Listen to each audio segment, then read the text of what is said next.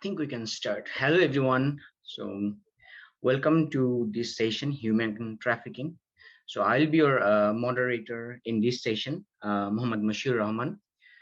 So, in this session, originally we had 3 papers to present, but one of the presenter had some health issues and canceled the presentation yesterday. So, we are left with 2 presentations. So, this gives us the flexibility of for the time of presentation.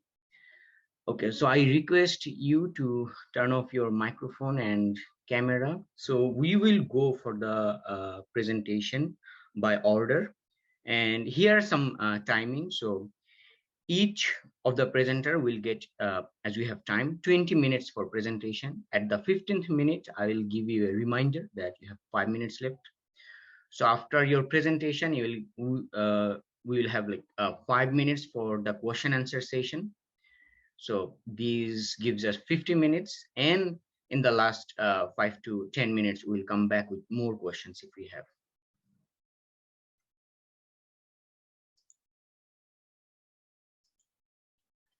Okay, so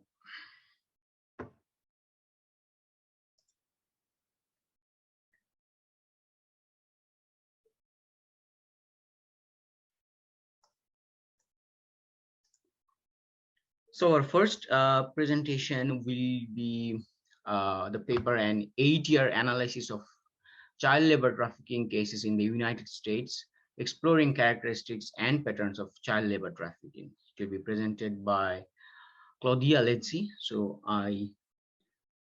Claudia, you can share a screen and start.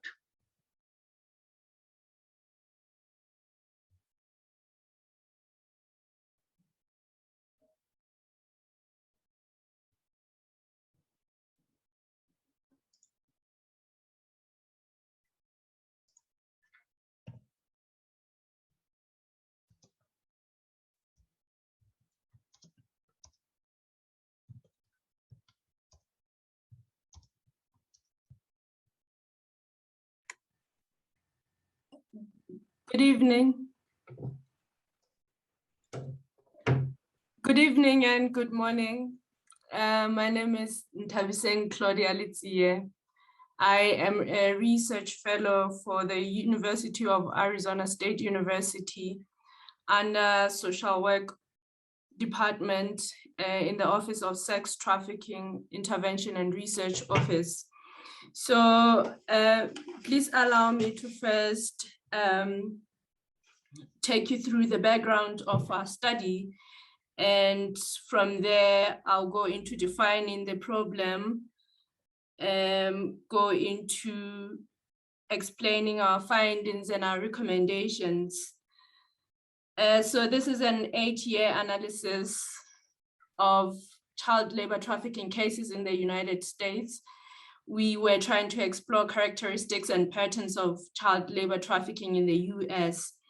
So in terms of why we did this, it's because child labor, especially in the United States and across the world, has proven to be difficult to research, and very little is known about the scope, severity, and common characteristics of child labor trafficking situations as compared to sex trafficking, which is a bit easier to find and a bit easier to research on compared to child labor.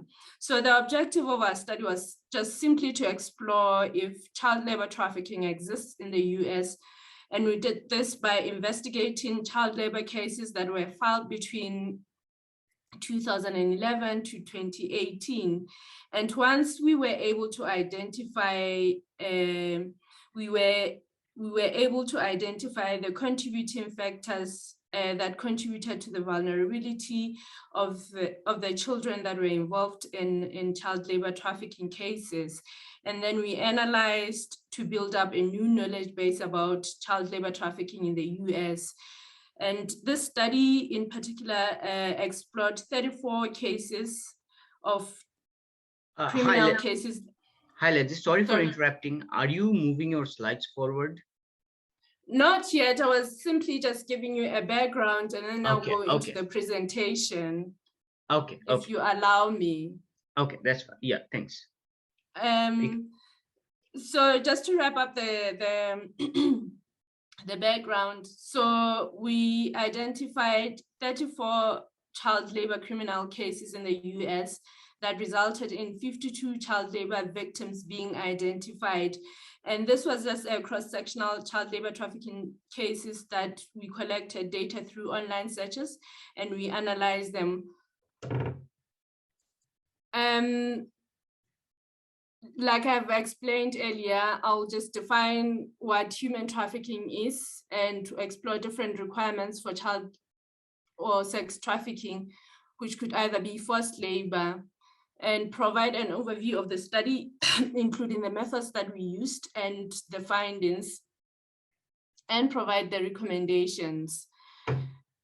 So in defining child labor trafficking, we use the definition that is provided by TVPA, which is human trafficking is a crime that involves exploitation of persons for labor services or for commercial sexual exploitation.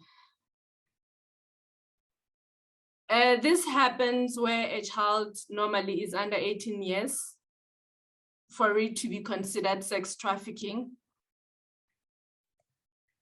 It affects everybody, whether you're transgender or you are heterosexual. The main elements are recruitment, harboring, transportation, and provision of services that are obtained through force, coercion for purposes of subjection to involuntary servitude, debt bondage, or slavery. And like I've said, this is a definition we inherited from TVPA of 2000. So in defining the problem, we identified the key terms that are used in defining child labor trafficking. So we picked up forced labor, which includes recruitment, harboring, and providing or obtaining services from anyone who's under the minimum age of employment, either using force or physical threats, psychological coercion, abuse of legal processes, deception, and other coercive means to compel someone to work. And we also identified bonded labor or debt bondage. Domestic servitude was also discovered. That is one of the main forms of child labor trafficking that children are exploited through. We tried identifying also the difference between labor trafficking and labor exploitation and what that means in terms of defining what child labor trafficking is. So it's the presence of force, fraud, and coercion. And in terms of labor exploitation would mean limitation of movement, or freedom of movement would be prohibited. And there would also be lack of freedom to leave work or such employment. And in terms of labor trafficking, there would be limited or no freedom at all, and no freedom to leave work without fear or harm, because normally traffickers intimidate their victims or survivors. So what we've also realized that there's quite a link between labor trafficking and labor exploitation. And this means that some of the elements that we have identified in both is that in both situations, there would be unfair wages or no wages at all. The working conditions are substandard or close to the most terrible or the most unwelcoming working conditions, and even the standard of living where it's in a different state. For example, we found out that children are forced to share apartments as opposed to what they were told when they were being recruited. They would have to share beds and they would have to share space, which was never part of the deal when they took up the contract. And so these are some of the methods that I've already alluded to in terms of trafficking children into early work or premature engagement into work. So these are force, fraud, and coercion. Trafficker would always or would sometimes blackmail children into thinking that if they leave, they are going to be reported to authorities, or they would either be physically assaulted.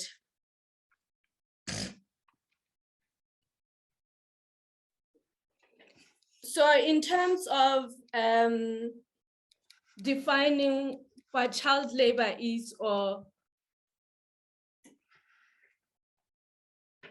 appreciating the difference between child sex trafficking and child labor trafficking, is that child labor trafficking involves work that is done by children under 18 years of age, and they are subjected to higher legal standard, and they must be subject to fraud, force, and coercion in order to be considered labor trafficking victims. Otherwise, if these elements are not identified, then the case falls off.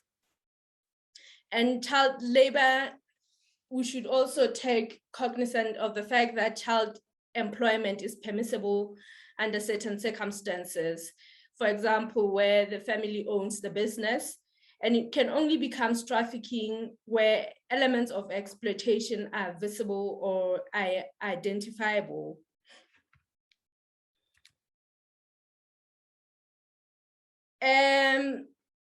Our study also paid attention on identifying venues that employ mostly children. And we realized that agricultural sector is the key sector that employs children. And there are also children who are engaged in health and beauty services, domestic workplaces, restaurants, and food services.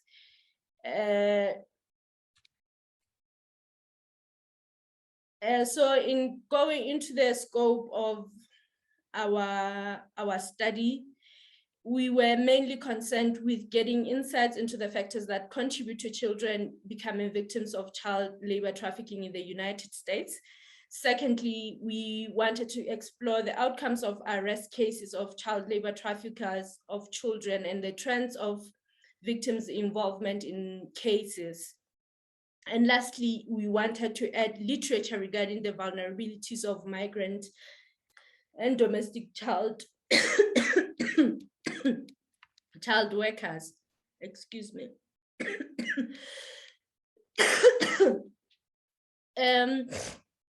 For this study, we used structured online search to produce the analysis, and we looked at the cases that were reported between January 2011 to December 31st, 2018.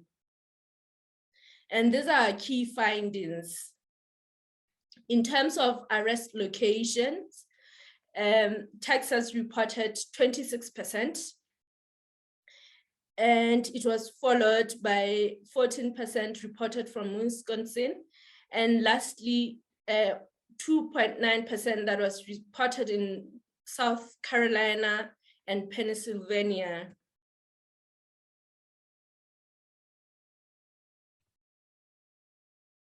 As I've already mentioned, child labor trafficking takes place mostly in the following venue. Traffickers recruit from their houses, they recruit from hospitality industry, they recruit from the streets, and sometimes they invite their victims into their apartments and traffic them from there. How were these children identified, or how did we identify the cases?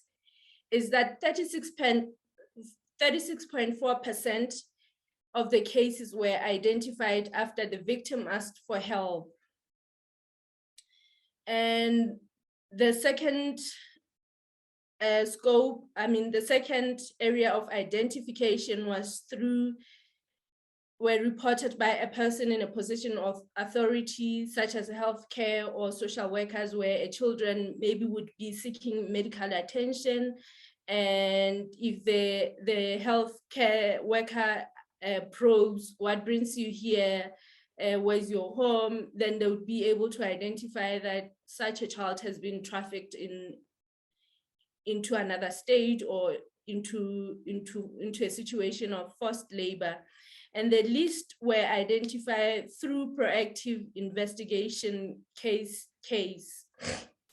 So we also try to understand the demographics of the traffickers, and we found out that mainly traffickers are males, and this was accounted by 70.6% of males who trafficked children into forced labor or child labor trafficking situation, and 29.4% were female.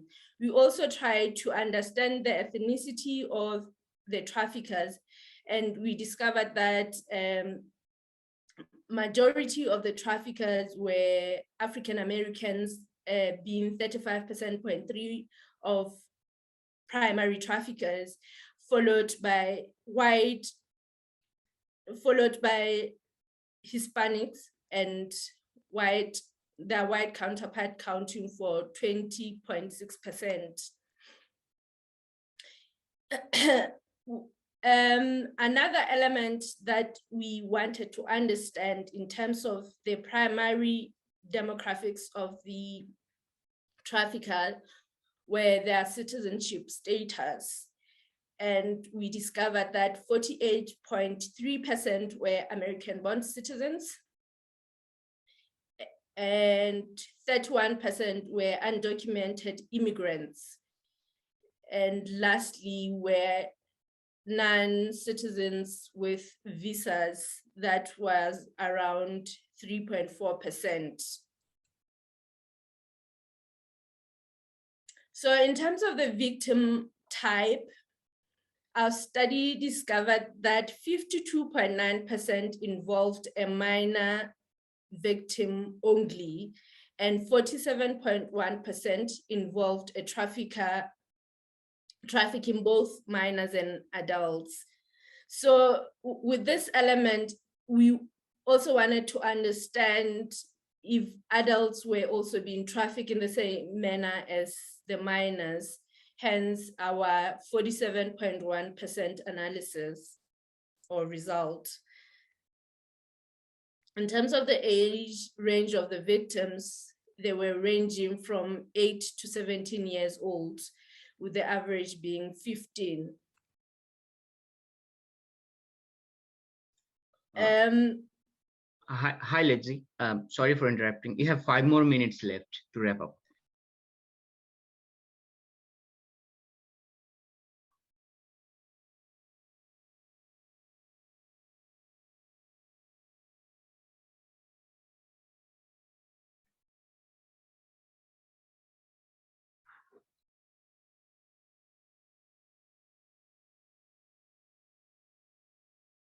I think, yeah.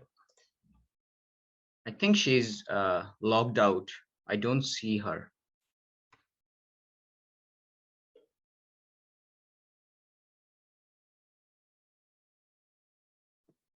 I think her computer may have shut down. Yeah, that's what I had seen. Yeah. How about moving to the next one to save time? Yeah.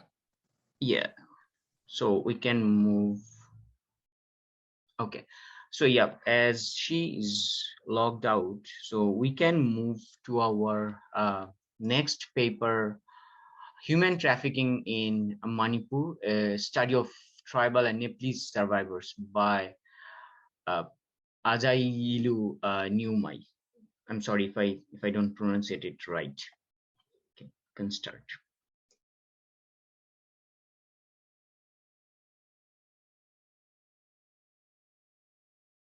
Okay, thank you so much for this opportunity.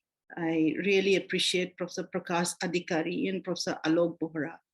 I have been with the organization for the past 12 years, And I'm really grateful for, alerting me to be a part of this. And I must say that at the onset, I've been working on human trafficking for the past 13 years. And not only as a researcher, but I have also involved in rescuing the girls, and also in the process of repatriating and integrating the victims with their families. The girls from Northeast who were trafficked to down southern part of India were reintegrated with their families. You see, this is, I think I don't have to mention about the background of where the Northeast is, because we're addressing the entire sub-Himalayan region. But I must say that I started this research because of an accidental conversation with a woman in the international airport in Imphal in the summer of 2008. Her sister was flying for the first time by aircraft to Singapore. She called me out and asked me to help her. And I asked her to describe about her sister's feature. She did, but when I checked in with my youngest brother, we couldn't find the girl of that feature. So to cut the story short, we took the permission of the security officials in the airport, went back to her and asked her.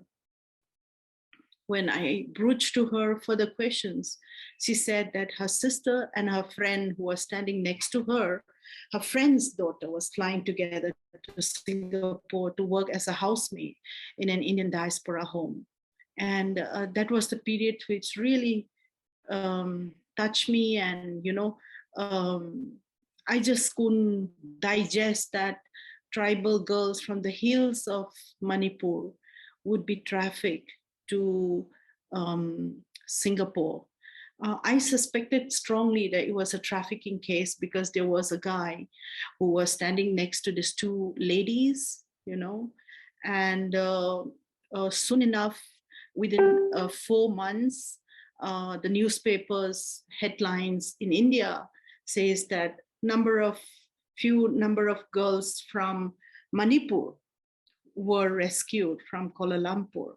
So that was the starting point of my research, where I was able to go back in the same year to Northeast, to Manipur, catch hold of the woman and then interview her. By that time, dozens of girls were being rescued from Singapore and Kuala Lumpur.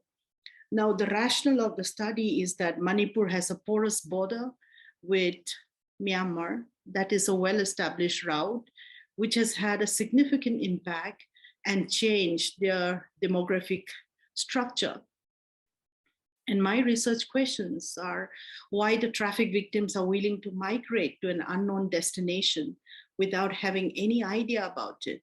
Which section of the people are the most vulnerable victims of human trafficking? Who are the people involved in human trafficking racket? How many of these people have been prosecuted by the state to deter human trafficking? Do their families accept the traffic survivors without any prejudices? Now, I raise questions from women's perspective to challenge racism in research process, representing diversity and also feminist perspective. Now, because of time limit, I will not be able to answer all the questions that I have raised, but I'll touch upon the major points. I use a mixed method. It employed individual interviews, case studies and observations by using semi-structured questionnaire. It adopts a purposive sampling technique and selective or subjective sampling method, wherein the rescued traffic survivors who resides in the shelter home run by the government for traffic victims were interviewed. Some of the interviews were conducted based on the respective NGOs' experiences with the survivors, wherein they have narrated stories about the survivors they have rescued. And the unit of analysis of the study, which was funded by the Indian Council of Social Science Research, New Delhi, are 76 traffic survivors, including men, 5 police officials, 2 officials from the Department of Social Welfare, Government of Manipur, 4 staff of the NGOs, and 1 social activist, Pradeep Kesam, who's a very popular, reliable social activist who has been working on human trafficking issue. This is a picture of my research assistant who's in white t-shirt and the warden of a shelter home. This is myself with one of the social activists. This is myself again, when I interviewed the police sub-inspector of the anti-trafficking unit in Imphal, the capital of Manipur. Now, I use feminist, abolitionist, and regulationist approach, as well as Kimberly Crenshaw's intersectionality approach, as well as Irwin Goffman's theory of stigma. Because when we look at stigma, we have to examine the process of how the stigmatized people regain face in society. And sociologically, labeling of trafficked women is a significant social process. Let me come to the major findings. One prominent theme that emerged is the recurrence of shame and silence on the part of the victims.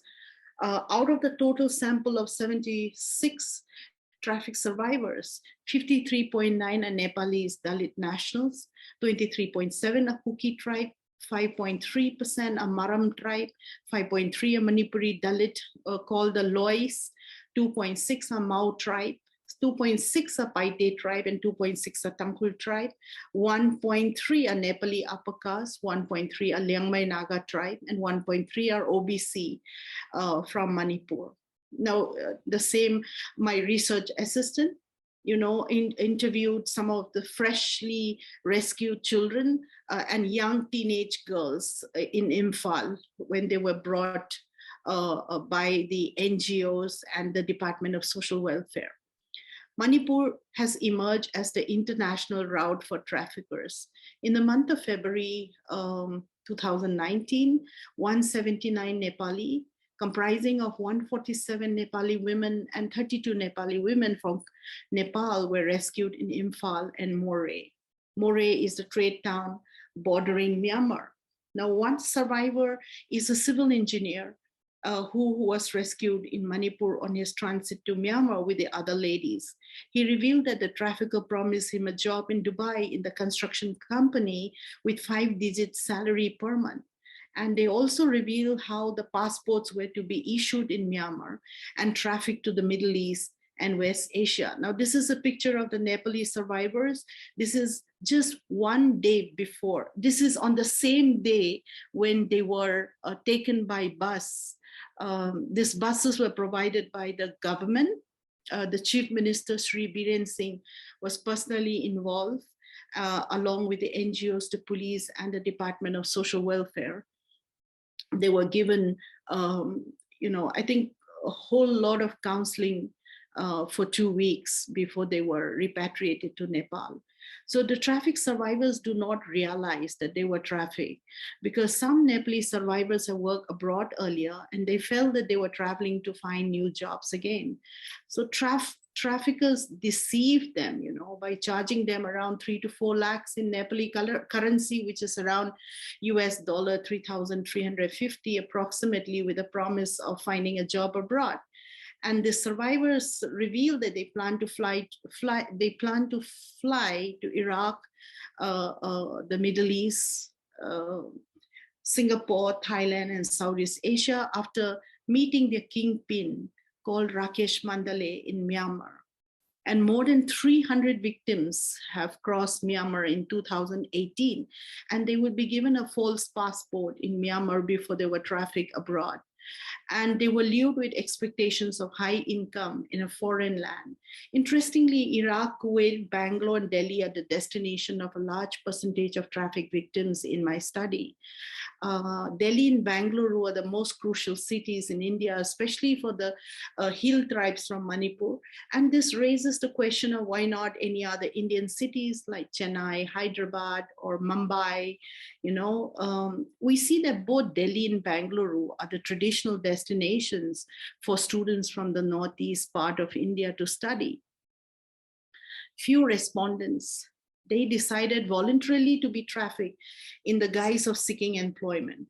Out of the total sample, of respondents, 59.6% were in domestic servitude, 32.9% were in forced labor, and 5.3% were being sexually exploited in nightclubs or spas. Conviction rate of traffickers is 11.5%. So there were very less conviction rate of traffickers. Let me show you, this is one of the trafficker.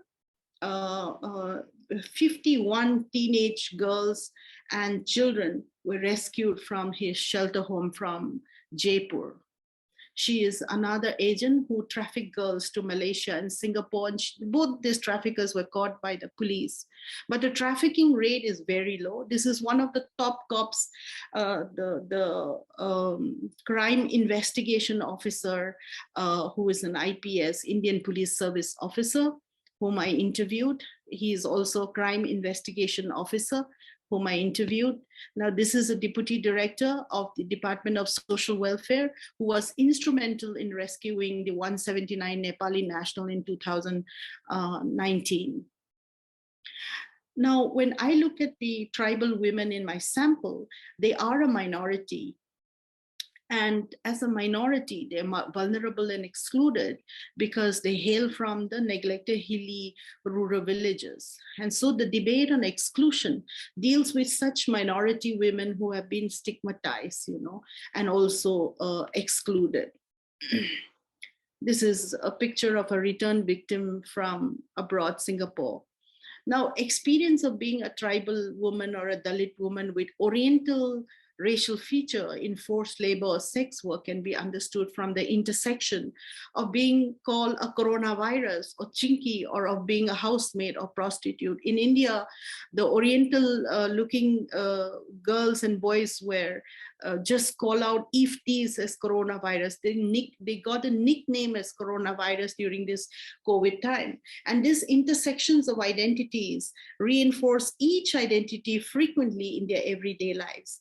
And when the forms of identities of the survivors intersect, the experiences of discrimination interact to give a multifaceted perspective. So forms of discrimination interrelate, so they are subjected to multiple forms of subjugation in a patriarchal society. Feminist neo-abolitionist theory is seen where traffic survivors go on to be empowered through the NGOs and family support and find an alternative means of livelihood.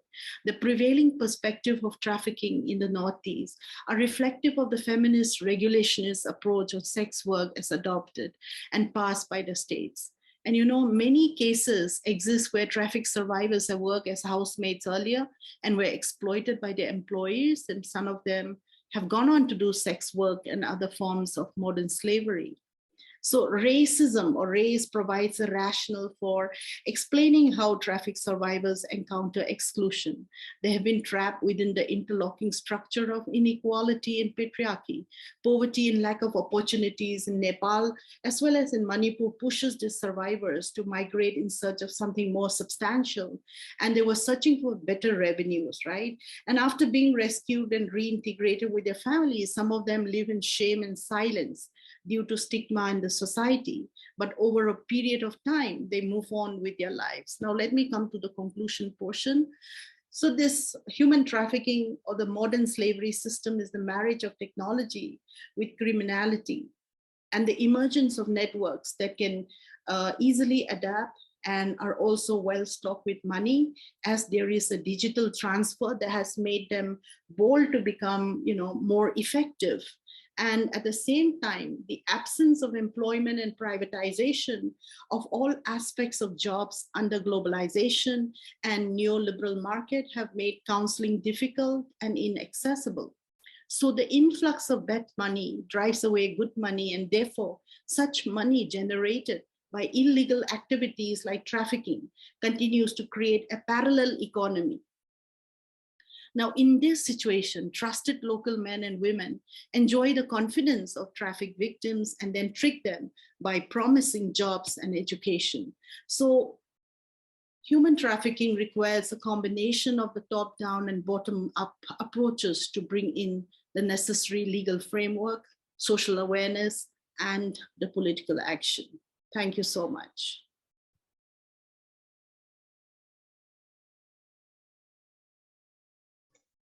Thanks, Professor Niumai, for your presentation.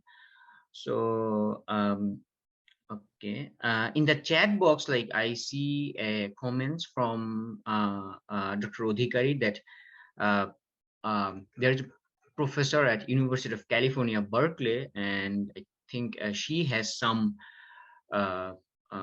research related to human trafficking in Nepal, and like he is sharing the link here. So if you want, you can look into it. It might interest you. Yeah, I saw. Can I respond? Yeah, sure. Go ahead. I think Keshav has asked about why the pictures of traffickers, how much threat you receive from these traffickers. These two traffickers are already arrested by the police, and I took the permission of the police to use their pictures. They were also all over social media and print media, electronic media as well, the local television. So I think it's already in public domain. But when I went to Nepal, I took the permission of the police, and in 2019, I had a police escort to travel with me for my field work. Obviously, because it's a high-risk area of research. And another thing is, you have shown the pictures of interviewees. The interviewees, those are social workers, NGO activists, and the police. I have already taken permission from them. They are absolutely okay, because they often come in local television, they often come in media, the press, to give interview, right? I'm not showing the victims. The victims, the children's pictures that I showed are not directly focused on their faces, so nobody will recognize them. And I have also taken permission, of course, from we don't have you're talking about human subject committee to do this research. I would say that my University of Hyderabad, when I did this research, have ethics committee, and there are certain protocols that I followed. Have rehabilitation efforts been substantial for the rescued victims? I wouldn't say 100%, probably around 30 to 40%. They are, yes, quite, especially in the case of Manipur. But I look at not only Manipur, but I look at southern part of India, Andhra Pradesh and Telangana, as well as Meghalaya and Assam.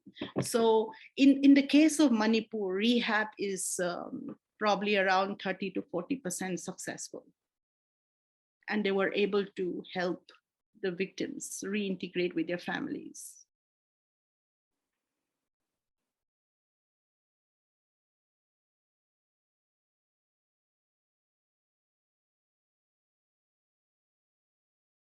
Regarding the threat, I did not receive threat for using the pictures, but let me tell you that when I was involved in rescuing the girl, there is a Thai Tantra spa run by very well-connected, young Telugu young men. 3 men have run a very sophisticated high-end spa in the city of Hyderabad, in which they have recruited dozens of Thai girls from Thailand and Northeast girls. They were doing cross massage and they were doing sex work. So the police have raided them with a tip-off. Finally, all the girls were under the police custody. The Thai ambassador came to Hyderabad and somehow managed to take back all the girls, fly back all the girls to Thailand. The girls from the Northeast were under the police custody and kept in a Prajwala shelter home, which is a very, very famous shelter home in Hyderabad, under the guidance of the founder member called Sunita Krishnan, who is a Padma Shri awardee. And the girls were kept for 3-4 months, and I have been running from pillar to post for rescuing the girls. And during that period, I remember one of the client used to call me, and I suspect towards the end that probably he's a pimp. He always calls me and said when the girls will be released. He wants to meet the girls. So I have to call a local MLA in Manipur to threaten him. So the local MLA from my part of the constituency have to call that man and threaten him, saying that the Telangana and Andhra Pradesh chief minister and the police will track him down. Thereafter, he never troubled me again.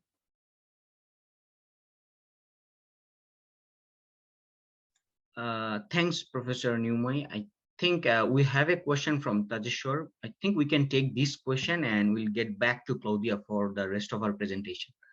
Yeah, I just want to interrupt for 30 seconds regarding Prakash Adhikari, with your permission. Yeah, go ahead. Okay. I am, Prakash, in 2019, when 179 Nepali nationals were arrested, 4 of the major traffickers were arrested and put behind a bar.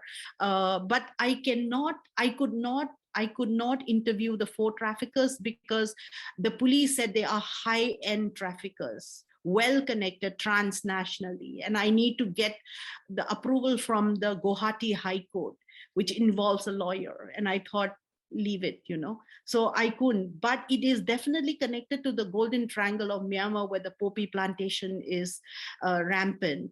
Yeah. So drugs and human smuggling are connected closely. In Manipur, you will be surprised, Prakash, that the Deputy Director of Department of Social Welfare have showed all the evidences and documents where young boys are trafficked to be drug smugglers, drug peddlers. Thank you. Okay, so Thaneshwar, you can go ahead and ask your question. Yeah, it was a wonderful presentation, ma'am. I've been following your work for a very long time, and I really interested in the same topic that you are working with. I have few questions regarding. One is related to the shelter home, where when the women rescued from the commercial sex area. Yes. And then there are few, because I was studying about a book issued by the Urge Goa. So how they train these women to reintegrated and generate income for their family. So, but in most of the cases, when I was doing the research also, at the same time, I used to see that those women used to, the government official or the shelter home, they used to give training like a stitching and small job like Yes. it. But, Yes. but for when you see the survivor perspective, that is not sufficient for them to go back to the society and earn more money for their survival, because it's they can earn a lesser money from this kind of activity. So what would you suggest for the government to give them a training that they can earn more money and they can be sustainable in the society?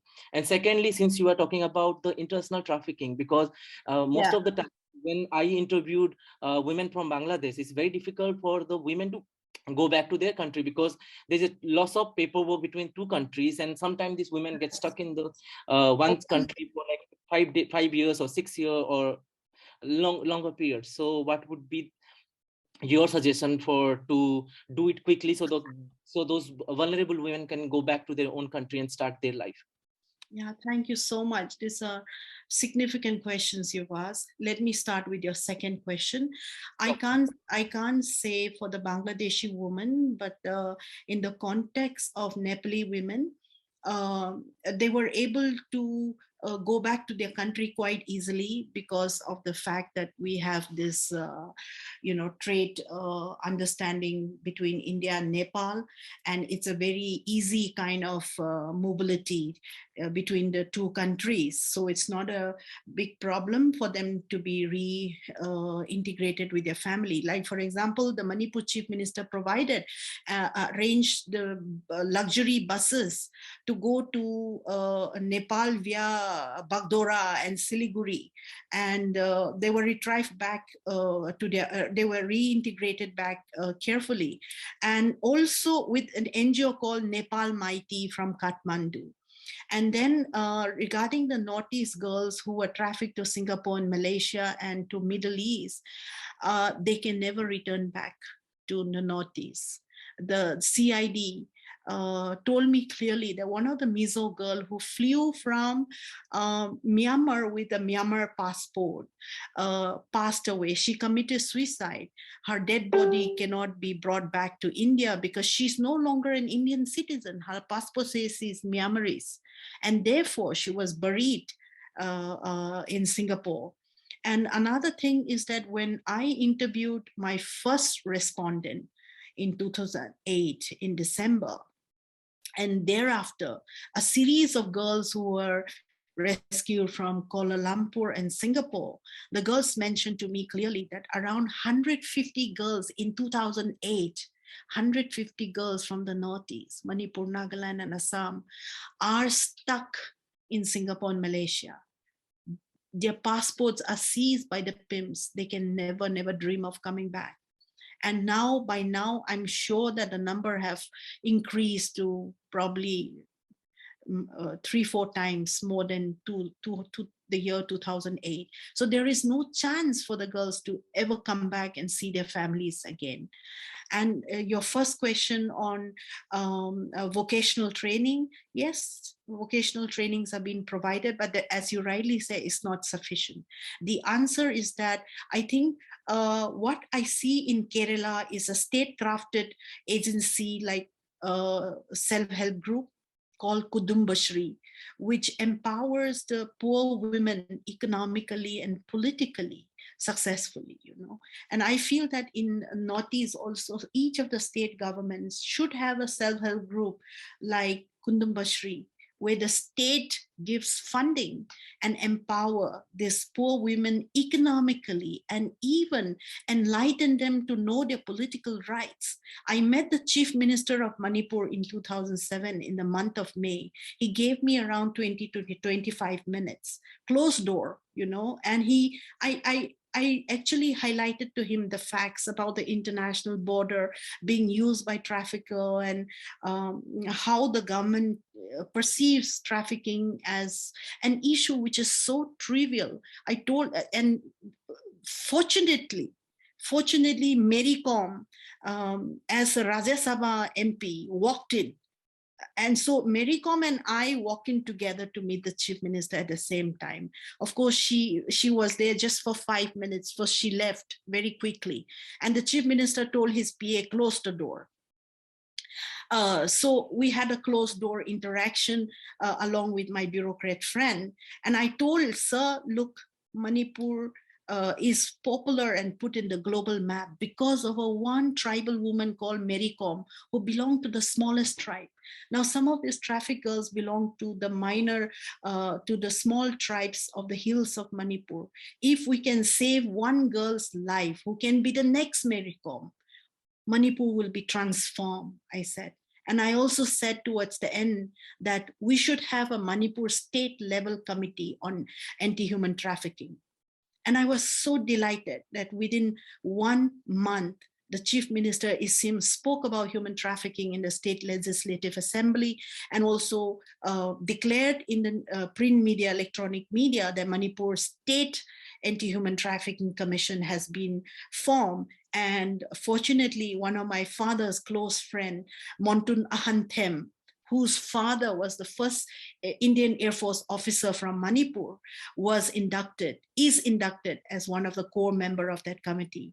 So I feel that, you know, we have to influence the policy maker, like the Chief Minister, if you have the access, if not any other policy makers, you know, to bring about change. And secondly, my suggestion is that to push the government or the policy, any other policy makers, to form a state crafted self-help group like Kudumbashri in southern part of India, Kerala, you know, to give a certain kind of loan for women to be empowered economically, and also try to empower them economically through the panchayats, you know, let the women stand for elections, let them know their political rights, and also tell them that, I mean, this is not the end of the earth. They can start their lives afresh.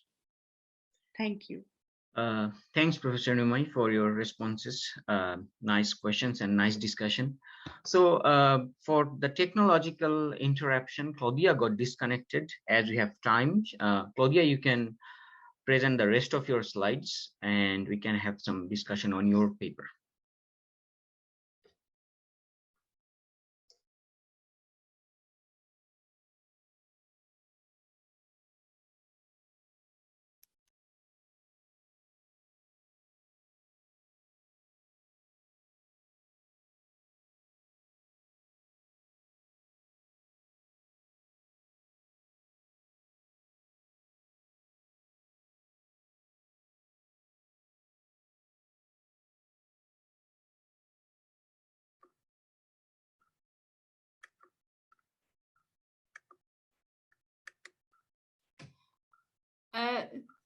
Thank you very much for the opportunity to finish off my presentation. Allow me to take you through our findings on prosecutions. More than 73% of the cases went to trial, and most were prosecuted by a federal court, and 41% were investigated by the FBI. So in terms of the case resolution, 62% of the cases, the trafficker took a plea agreement, and 35.3% of the cases had child labor trafficker who was ordered to pay restitution ranging between a minimum of 5,000 to a maximum of 212,000.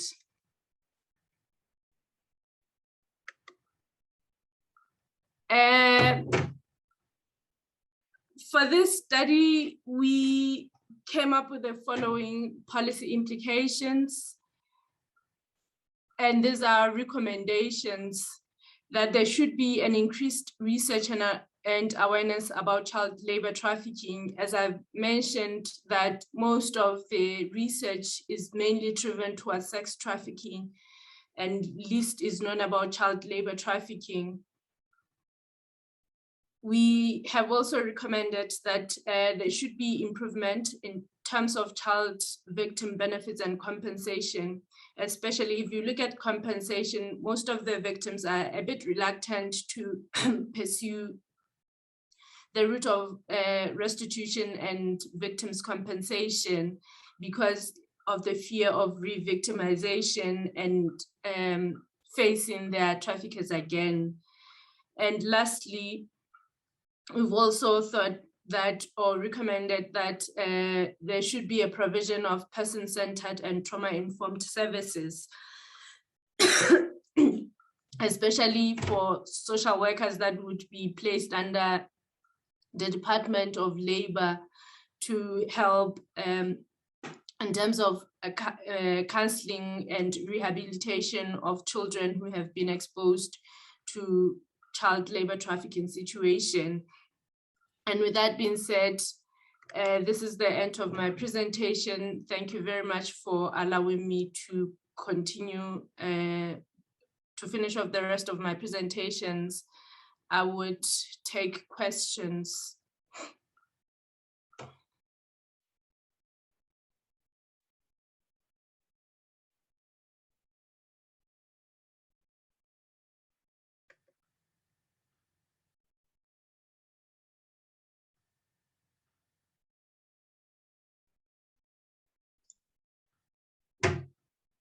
Thanks, Claudia, for your presentation. So from the floor, like any question to Claudia on her research?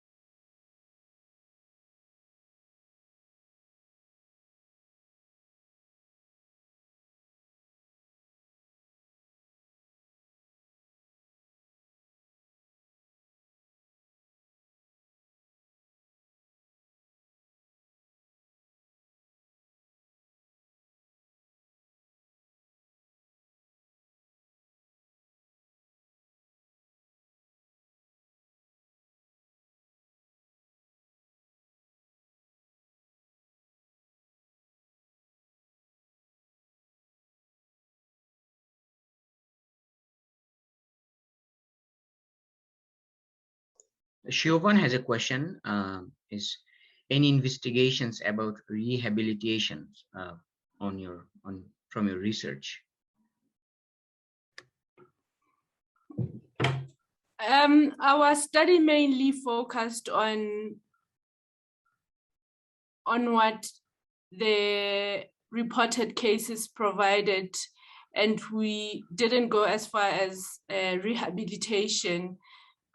And I think that is a very important question for us to look further into determining programs for rehabilitation of victims of child labor trafficking. Thank you.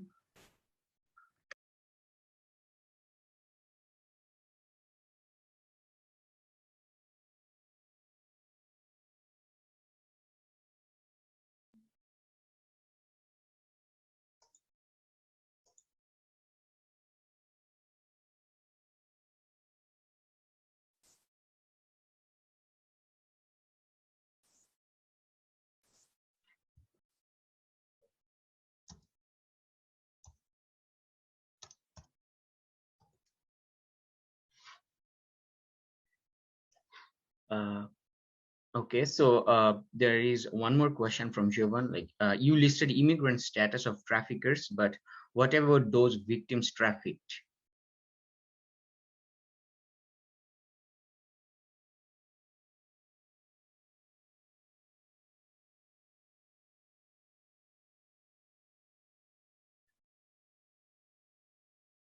Hi, Claudia, are you there?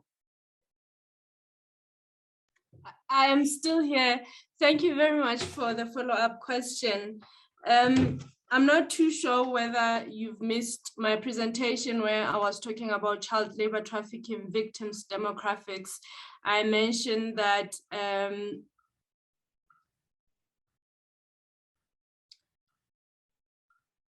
63% of our study showed that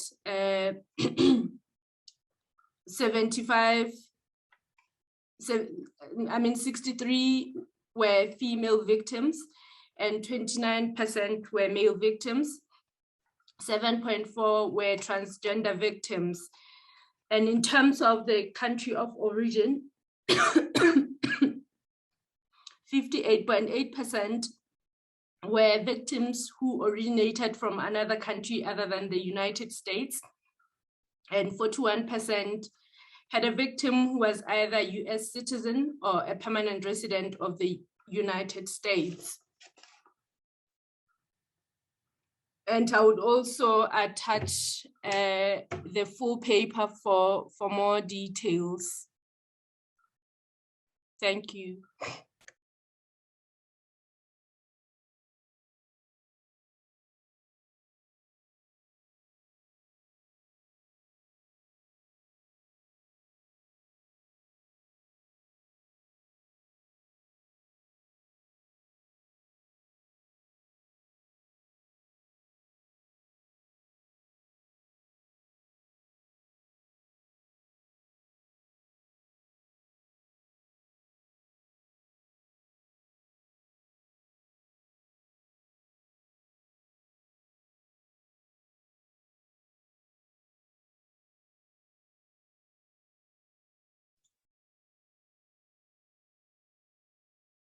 Okay, so thanks to our presenters for presenting in this session today.